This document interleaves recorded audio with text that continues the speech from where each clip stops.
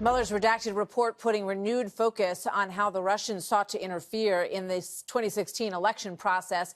But what about what they are up to now? Moscow has just confirmed that North Korean leader Kim Jong-un will visit Russia later this month in his first ever meeting with Vladimir Putin.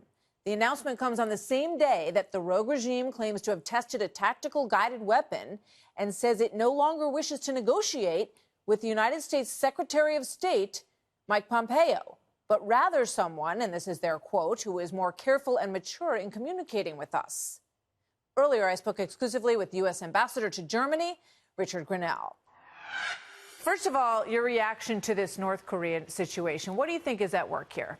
Well, look, I think Secretary Pompeo has got tough diplomacy going on, and he's drawn a line, and he knows what's at stake. So we fully support the Secretary of State and the President, and all the way on down with the National Security Team. I think they're holding the line. But do you think that North Korea and Russia are trying to sort of nose us out of what's going on in terms of the progress in these talks?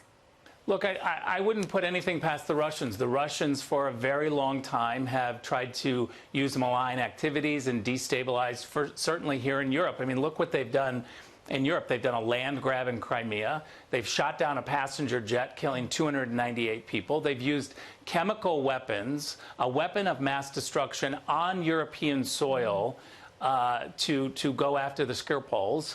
And nothing is off the table for them. They have been interfering in elections for a very long time. I've written this before I became ambassador. I had been writing about what the Russians were doing in Eastern Europe during elections and trying to destabilize political parties. They've done this for a very long time. No one should be surprised.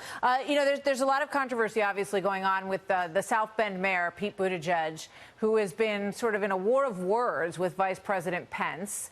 And you obviously have spoken out quite openly about being gay for U.S. ambassador to Germany. Do you have any thoughts? You know, first of all, let me play this soundbite from Pete Buttigieg so you can get a sense of what he's saying. And I want to get your reaction to it, if I may. This is somebody who was against Don't Ask, Don't Tell because he felt it was too pro-gay. He wanted to make sure that even closeted members couldn't serve.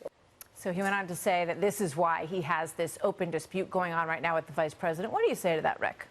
Look, Mayor Pete has been pushing this hate hoax along the lines of Jussie Smollett for a very long time now, several weeks. And I find it really ironic that Mayor Pete stayed silent about this so-called, hate hoax on him and others during, 2015, 2016, 2017, when Mike Pence was governor.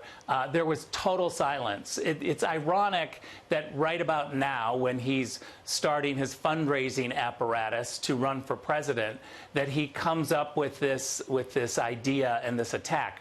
One of the things that really bothers me about this attack is that Mike Pence is a friend of mine.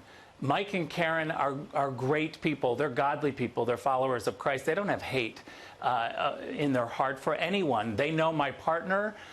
They have accepted us. Now, you ask me, do we agree philosophically on every single issue? No, I don't agree philosophically with my hero Dietrich Bonhoeffer on everything. I don't agree with my partner on everything. But the gay community used to be the community pushing tolerance and diversity. We were the ones that were saying everyone should be able to accept and love each other. Now, suddenly, there's a whole community of people that are demanding that we all think alike. I think it's outrageous. And let me just say one more thing, is that when Mayor Pete came out, the vice president complimented him and said he holds him in high regard.